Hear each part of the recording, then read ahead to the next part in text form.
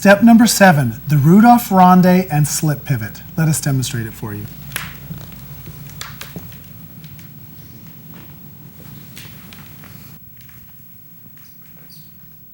And now I'd like to go over the man's foot positions. So gentlemen, starting on your left foot, I'm going to step forward on my right foot, lunging, leaving the left leg behind in CBMP. I transfer weight back to my left foot, slipping the right foot back in CBMP, and pivot. And now your footwork. We have heel, toe, heel, toe, heel, toe. Now I'd like to go over a little technique for you.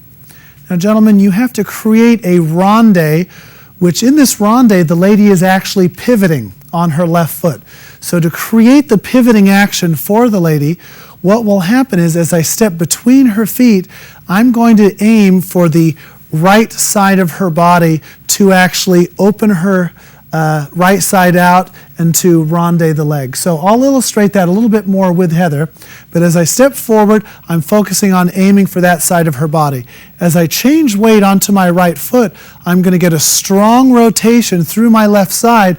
So as you can see through some of our reverse actions earlier, my left side is forward relative to my base and my feet.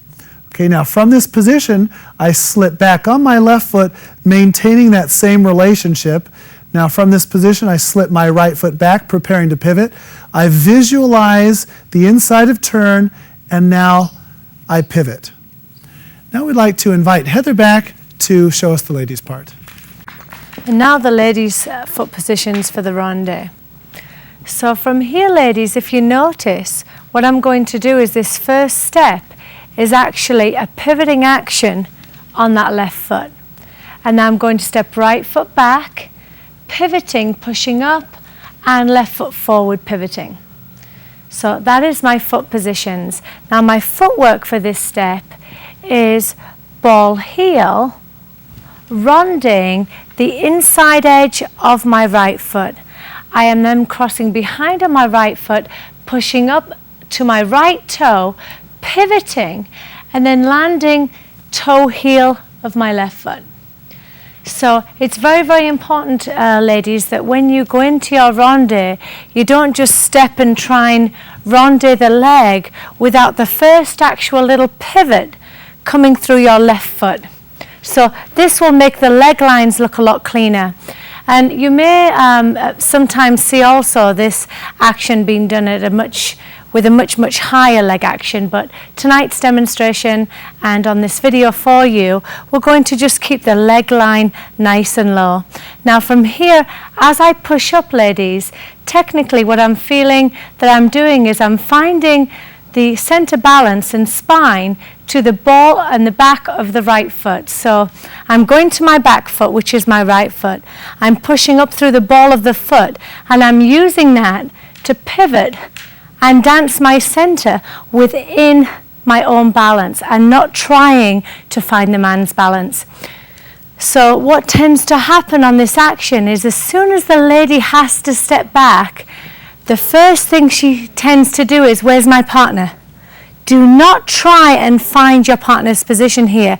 He will actually dance to you, and now from here, he will dance to you again on the pivot. So please do not try and find where his body is. All right? Now I'd like to invite Victor back, and I'm going to demonstrate it again and talk about what is happening through my back as I do this first actual little foot position. So from here, as I land on my left foot and I turn, you can see my shoulders are opening and turning to the right. Now from here, as I push up, I find my center, I leave my arms with Victor, and I turn my feet independently and try and leave my body position to Victor. It's very, very important, ladies, that you do not try. I want to show you something. From the ronde action, you do not try and lead him towards you, because you can see that his head suddenly starts to tilt to the right, and we both must try, when we actually dance the slip pivot, to keep a center balance weight and a centripetal force and keep our heads leftwards.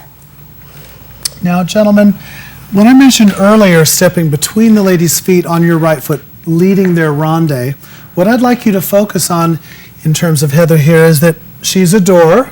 She's a beautiful door, but nevertheless she's a door at the moment. I want you to think that her left side, these are the hinges of the doorknob is her right hip. So when I step between her feet, I'm aiming with my body position and location for the doorknob. That will actually open the door to create her ronde.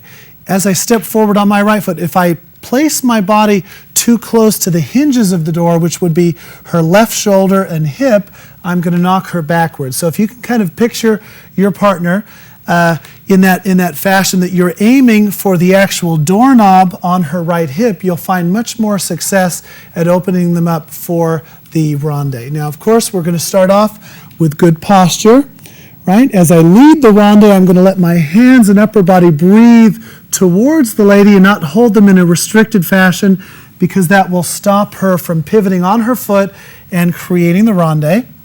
Now, from this position, as I give her my hands, I'm going to maintain my left side forward. As I revolve my hip and slip back, she creates the pivot on her right foot.